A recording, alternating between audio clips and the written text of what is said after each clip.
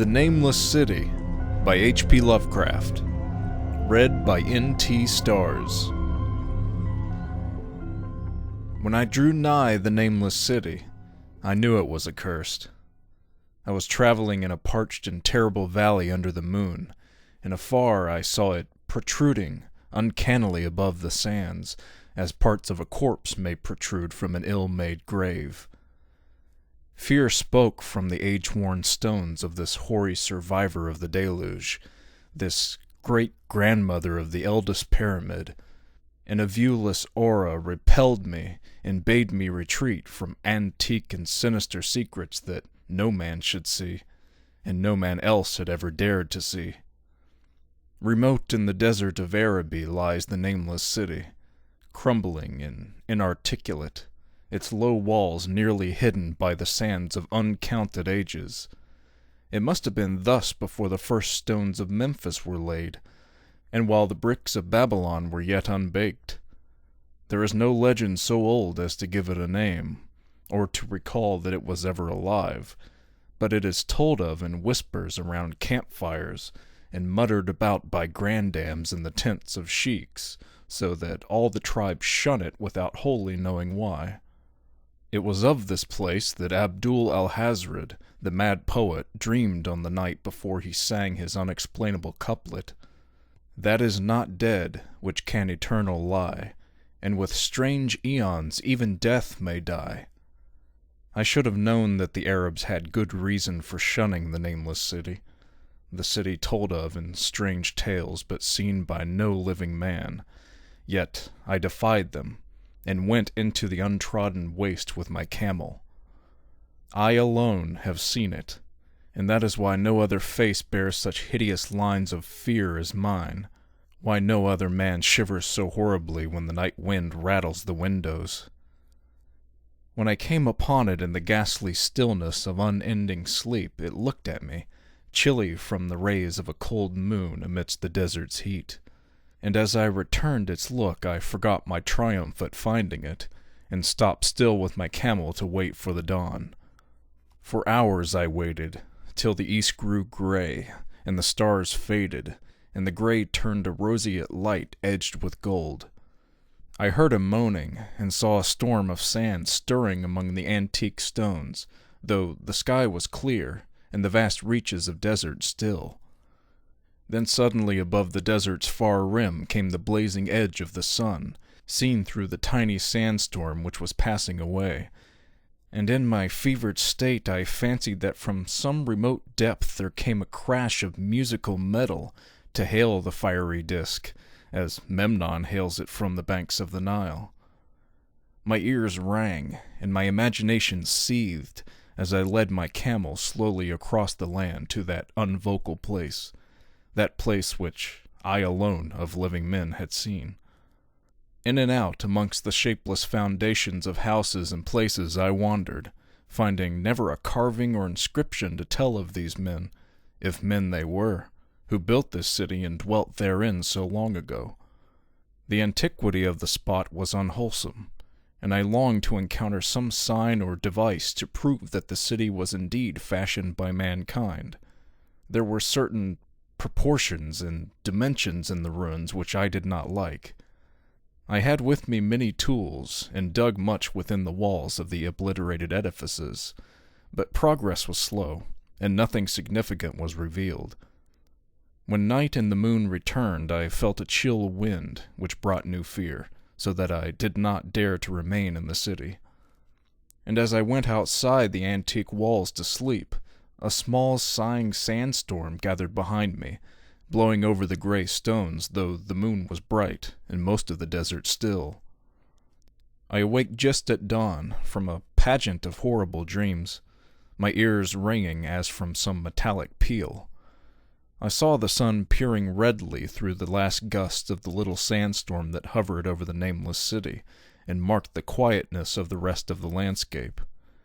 Once more I ventured within those brooding ruins that swelled beneath the sand like an ogre under a coverlet, and again dug vainly for relics of the forgotten race. At noon I rested, and in the afternoon I spent much time tracing the walls and bygone streets, and the outlines of the nearly vanished buildings. I saw that the city had been mighty indeed, and wondered at the sources of its greatness. To myself I pictured all the splendors of an age so distant that Chaldea could not recall it, and thought of Sarnath the Doomed, that stood in the land of Nyar when mankind was young, and of Ib, that was carven of grey stone before mankind existed. All at once I came upon a place where the bedrock rose stark through the sand and formed a low cliff, and here I saw with joy what seemed to promise further traces of the antediluvian people. Hewn rudely on the face of the cliff were the unmistakable facades of several small, squat rock houses or temples, whose interiors might preserve many secrets of ages too remote for calculation, though sandstorms had long since effaced any carvings which may have been outside. Very low and sand-chalked were all the dark apertures near me, but I cleared one with my spade and crawled through it, carrying a torch to reveal whatever mysteries it might hold. When I was inside, I saw that the cavern was indeed a temple, and beheld plain signs of the race that had lived and worshipped before the desert was a desert. Primitive altars, pillars, and niches, all curiously low, were not absent, and though I saw no sculptures or frescoes, there were many singular stones clearly shaped into symbols by artificial means. The lowness of the chiseled chamber was very strange, for I could hardly kneel upright, but the area was so great that my torch showed only part of it at a time. I shuddered oddly in some of the far corners, for certain altars and stones suggested forgotten rites of terrible, revolting, and inexplicable nature, and made me wonder what manner of men could have made and frequented such a temple. When I had seen all that the place contained, I crawled out again, avid to find what the temples might yield. Night had now approached, yet the tangible things I had seen made curiosity stronger than fear, so that I did not flee from the long moon-cast shadows that had daunted me when first I saw the Nameless City. In the twilight I cleared another aperture, and with a new torch crawled into it, finding more vague stones and symbols, though nothing more definite than the other temple had contained. The room was just as low, but much less broad, ending in a very narrow passage crowded with obscure and cryptical shrines. About these shrines I was prying, when the noise of a wind and my camel outside broke through the stillness, and drew me forth to see what could have frightened the beast. The moon was gleaming vividly over the primitive ruins, lighting a dense cloud of sand that seemed blown by a strong but decreasing wind from some point along the cliff ahead of me. I knew it was this chilly, sandy wind which had disturbed the camel, and was about to lead him to a place of better shelter, when I chanced to glance up and saw that there was no wind atop the cliff. This astonished me, and made me fearful again, but I immediately recalled the sudden local winds that I had seen and heard before at sunrise and sunset, and judged it was a normal thing.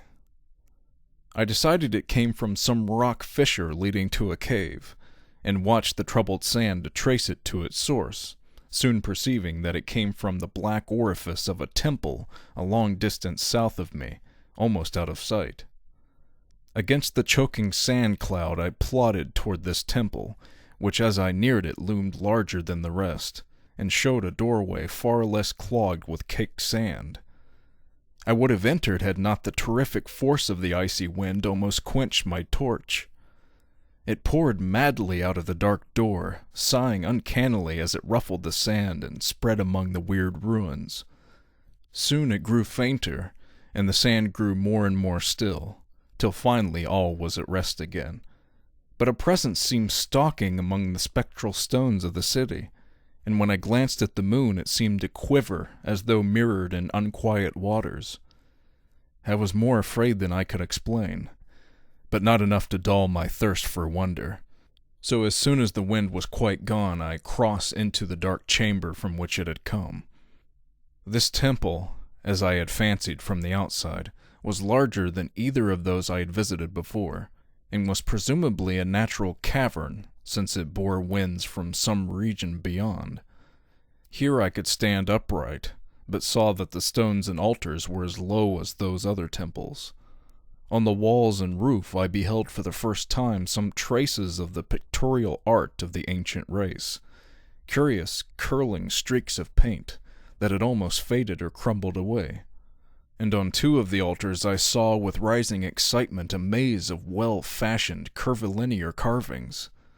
As I held my torch aloft, it seemed to me that the shape of the roof was too regular to be natural, and I wondered what the prehistoric cutters of stone had first worked upon. Their engineering skill must have been vast. Then a brighter flare of the fantastic flame showed that for which I had been seeking, the opening to those remoter abysses whence the sudden wind had blown. And I grew faint when I saw that it was a small and plainly artificial door chiseled in the solid rock. I thrust my torch within, beholding a black tunnel with the roof arching low over a rough flight of very small, numerous, and steeply descending steps.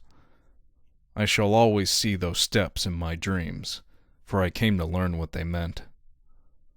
At the time I hardly knew whether to call them steps or mere footholds in a precipitous descent.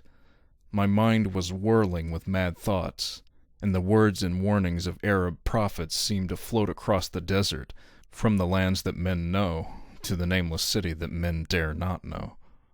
Yet I hesitated only for a moment before advancing through the portal and commencing to climb cautiously down the steep passage, feet first, as though on a ladder.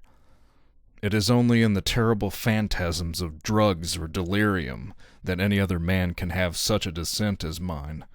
The narrow passage led infinitely down, like some hideous haunted well, and the torch I held above my head could not light the unknown depths toward which I was crawling. I lost track of the hours, and forgot to consult my watch, though I was frightened when I thought of the distance I must be traversing. There were changes of direction and of steepness, and once I came to a long, low, level passage, where I had to wriggle my feet first along the rocky floor, holding torch at arm's length beyond my head. The place was not high enough for kneeling. After that were more of the steep steps, and I was still scrambling down interminably when my failing torch died out. I do not think I noticed it at the time, for when I did notice it I was still holding it above me as if it were ablaze. I was quite unbalanced with that instinct for the strange and the unknown, which had made me a wanderer upon earth, and a haunter of far, ancient, and forbidden places. In the darkness there flashed before my mind fragments of my cherished treasury of demoniac lore, sentences from Alhazred the Mad Arab, paragraphs from apocryphal nightmares of Damascus, and infamous lines from the delirious Image du Monde of Gautier de Metz. I repeated queer extracts, and muttered of Afrasiab and the demons that floated with him down the Oxus, later chanting over and over again a phrase from one of Lord Dunsany's tales, the unreverberate blackness of the abyss. Once when the descent grew amazingly steep, I recited something in sing-song from Thomas More, until I feared to recite more. A reservoir of darkness, black as witches' cauldrons are, when filled, with moon-drugs in the eclipse distilled. Leaning to look if foot might pass, down through that chasm I saw, beneath, as far as vision could explore, the jetty sides as smooth as glass, looking as if just vanished o'er, with that dark pitch the seat of death throws out upon its slimy shore. Time had quite ceased to exist when my feet again felt a level floor, and I found myself in a place slightly higher than the rooms in the 2 smaller temples, now so incalculably far above my head. I could not quite stand, but could kneel upright, and in the dark I shuffled and crept hither and thither at random. I soon knew that I was in a narrow passage, whose walls were lined with cases of wood having glass fronts. And in that Paleozoic and abysmal place, I felt of such things as polished wood and glass, and I shuddered at the possible implications. The cases were apparently ranged along each side of the passage at regular intervals, and were oblong and horizontal, hideously like coffins in shape and size. When I tried to move 2 or 3 for further examination, I found that they were firmly fastened. I saw that the passage was a long one, so floundered ahead rapidly in a creeping run that would have seemed horrible had any eye watched me in the blackness, crossing from side to side occasionally to feel of my surroundings and be sure the walls and rows of cases still stretched on. Man is so used to thinking visually that I almost forgot the darkness and pictured the endless corridor of wood and glass and its low-studded monotony as though I saw it. And then, in a moment of indescribable emotion, I did see it. Just when my fancy merged into real sight I cannot tell, but there came a gradual glow ahead, and all at once I knew that I saw the dim outlines of the corridor and the cases, revealed by some unknown subterranean phosphorescence. For a little while all was exactly as I had imagined it, since the glow was very faint. But as I mechanically kept stumbling ahead into the stronger light, I realized that my fancy had been but feeble. This hall was no relic of crudity like the temples in the city above, but a monument to the most magnificent and exotic art. Rich, vivid, and daringly fantastic designs and pictures formed a continuous scheme of mural painting whose lines and colors were beyond description. The cases were of a strange golden wood, with fronts of exquisite glass, and containing the mummified forms of creatures, outreaching in grotesqueness the most chaotic dreams of man. To convey any idea of these monstrosities is impossible. They were of the reptile kind, with body lines suggesting sometimes the crocodile, sometimes the seal, but more often nothing of which either the naturalist or the paleontologist ever heard. In size they approximated a small man, and their forelegs bore delicate and evident feet, curiously like human hands and fingers. But strangest of all were their heads, which presented a contour violating all known biological principles. To nothing can such things be well compared. In one flash I thought of comparisons as varied as the cat, the bulldog, the mythic satyr, and a human being. Not Jove himself had had so colossal and protuberant a forehead, yet the horns and the noselessness and the alligator-like jaw placed the things outside all established categories. I debated for a time the reality of the mummies, half suspecting they were artificial idols, but soon deciding they were indeed some Paleogean species which had lived when the Nameless City was alive. To crown their grotesqueness, most of them were gorgeously enrobed in the costliest of fabrics, and lavishly laden with ornaments of gold, jewels, and unknown shining metals. The importance of these crawling creatures must have been vast, for they held first place among the wild designs on the frescoed walls and ceiling. With matchless skill had the artists drawn them in a world of their own, wherein they had cities and gardens fashioned to suit their dimensions, and I could not help but think that their pictured history was allegorical, perhaps showing the progress of the race that worshipped them. These creatures, I said to myself, were to the men of the timeless city what the she-wolf was to Rome, or some totem beast is to a tribe of Indians. Holding this view, I could trace roughly a wonderful epic of the Nameless City, the tale of a mighty sea-coast metropolis that ruled the world before Africa rose out of the waves, and of its struggles as the sea shrank away, and the desert crept into the fertile valley that held it. I saw its wars and triumphs, its troubles and defeats, and afterward its terrible fight against the desert, when thousands of its people, here represented in allegory by the grotesque reptiles, were driven to chisel their way down through the rocks in some marvelous manner to another world, whereof their prophet had told them. It was all vividly weird and realistic, and its connection with the awesome descent I had made was unmistakable. I even recognized the passages.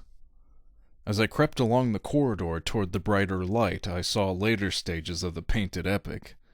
The leave-taking of the race that had dwelt in the Nameless City, in the valley, around for 10 million years. The race whose souls shrank from quitting scenes their bodies had known so long, where they had settled as nomads in the earth's youth, hewing in the virgin rock those primal shrines at which they had never ceased to worship. Now that the light was better, I studied the pictures more closely, and, remembering that the strange reptiles must represent the unknown men, pondered upon the customs of the Nameless City. Many things were peculiar and inexplicable. The civilization, which included a written alphabet, had seemingly risen to a higher order than those immeasurably later civilizations of Egypt and Chaldea. Yet there were curious omissions. I could, for example, find no pictures to represent deaths or funeral customs, save such as were related to wars, violence, and plagues. And I wondered at the reticence shown concerning natural death. It was as though an ideal of immortality had been fostered as a cheering illusion. Still nearer the end of the passage were painted scenes of the utmost picturesqueness and extravagance, contrasted views of the Nameless City and its desertion and growing ruin, and of the strange new realm of paradise to which the race had hewed its way through the stone. In these views, the city and the desert valley were shown always by moonlight, golden nimbus hovering over the fallen walls and half revealing the splendid perfection of former times, shown spectrally and elusively by the artist.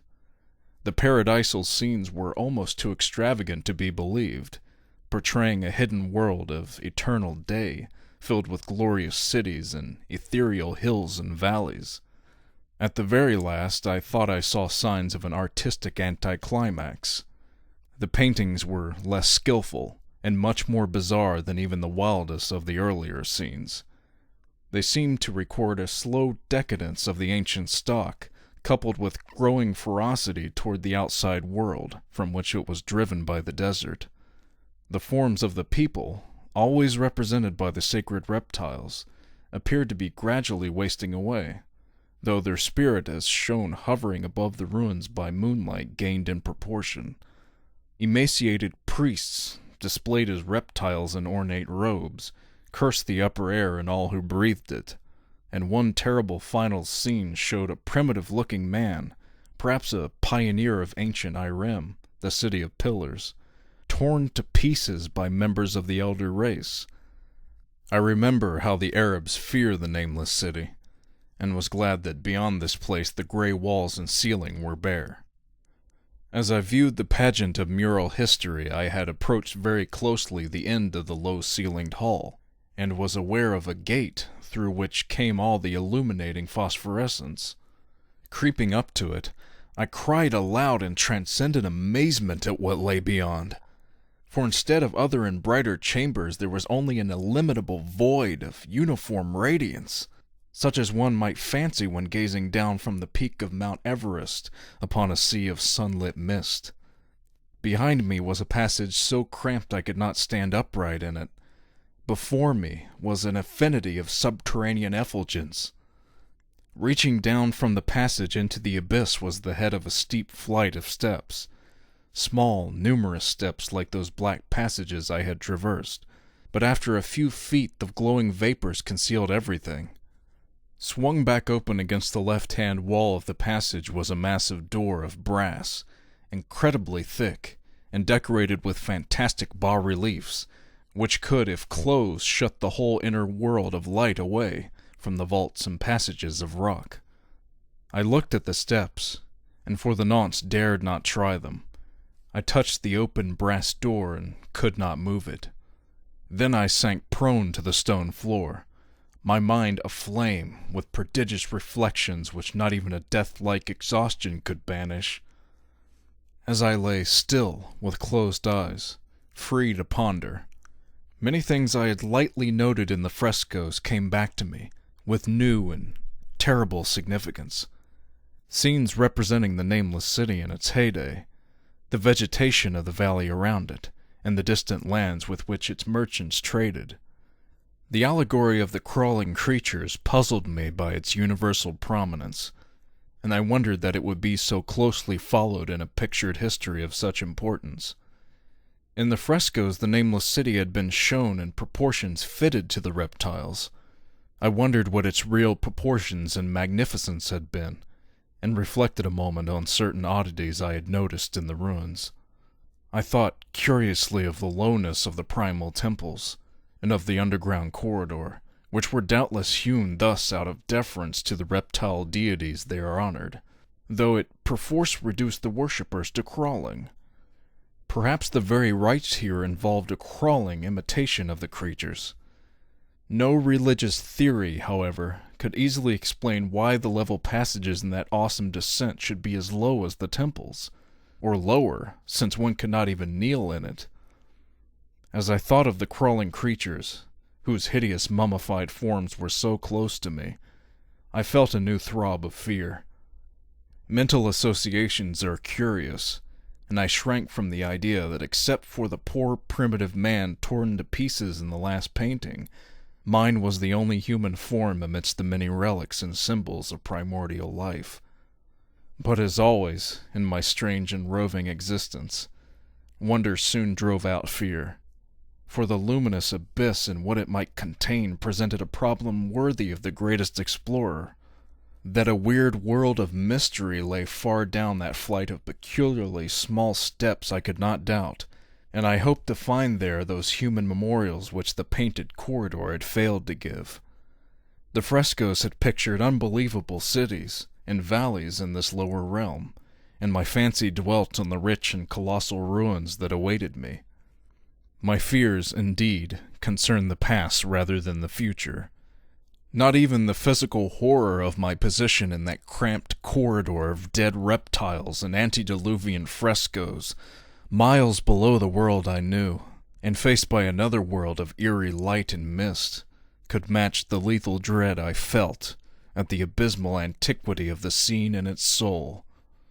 An ancientness so vast that measurement is feeble seemed to leer down from the primal stones and rock-hewn temples of the Nameless City, while the very latest of the astounding maps in the frescoes showed oceans and continents that man has forgotten, with only here and there some vaguely familiar outline. Of what could have happened in the geological ages since the painting ceased, and the death-hating race resentfully succumbed to decay, no man might say. Life had once teemed in these caverns, and in the luminous realm beyond. Now I was alone with vivid relics, and I trembled to think of the countless ages through which these relics had kept a silent, deserted vigil. Suddenly, there came another burst of that acute fear which had intermittently seized me ever since I first saw the terrible valley in the Nameless City under a cold moon, and despite my exhaustion I found myself starting frantically to a sitting posture and gazing back along the black corridor toward the tunnels that rose to the outer world. My sensations were like those which had made me shun the Nameless City at night, and were as inexplicable as they were poignant. In another moment, however, I received a still greater shock in the form of a definite sound, the first which had broken the utter silence of these tomb-like depths. It was a deep, low moaning, as of a distant throng of condemned spirits, and came from the direction in which I was staring.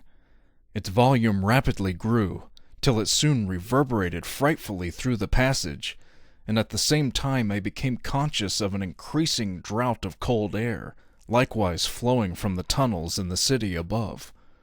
The touch of this air seemed to restore my balance, for I instantly recalled the sudden gust which had risen around the mouth of the abyss each sunset and sunrise, one of which had indeed revealed the hidden tunnels to me. I looked at my watch and saw that sunrise was near, so braced myself to resist the gale that was sweeping down to its cavern home, as it had swept forth at evening. My fear again waned low, since a natural phenomenon tends to dispel broodings over the unknown. More and more madly poured the shrieking, moaning night wind into the gulf of the inner earth. I dropped prone again, and clutched vaguely at the floor for fear of being swept bodily through the open gate to the phosphorescent abyss. Such fury I had not expected, and as I grew aware of an actual slipping of my form towards the abyss, I was beset by 1,000 new terrors of apprehension and imagination. The malignancy of the blast awakened incredible fancies. Once more I compared myself shudderingly to the only human image in that frightful corridor, the man who was torn to pieces by the nameless race. For in the fiendish clawing of the swirling currents there seemed to abide a vindictive rage, all the stronger because it was largely impotent.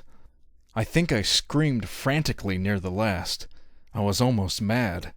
But if I did so, my cries were lost in the hell-born babel of the howling wind wraiths.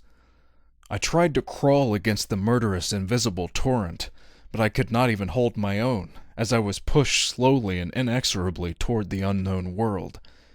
Finally reason must have wholly snapped, for I fell to babbling over and over the unexplainable couplet of the mad Abdul Alhazred, who dreamed of the Nameless City.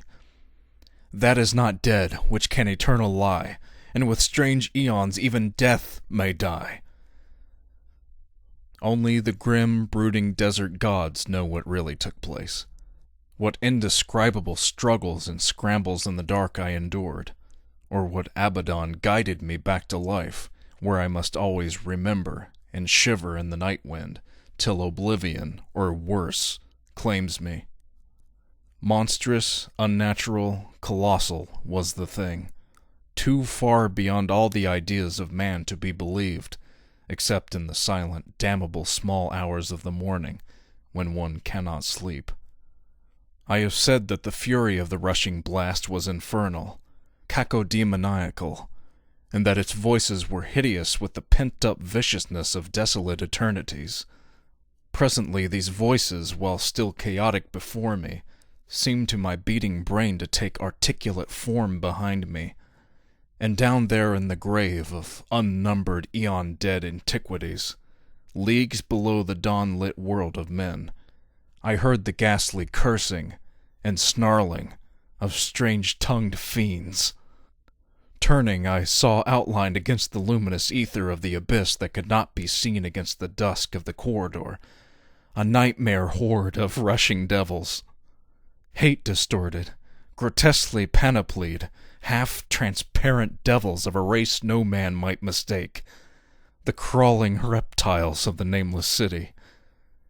And as the wind died away, I was plunged into the ghoul-pooled darkness of the earth's bowels, for behind the last of the creatures the great brazen door clanged shut, with a deafening peal of metallic music, whose reverberations swelled out to the distant world, to hail the rising sun, as Memnon hails it from the banks of the Nile.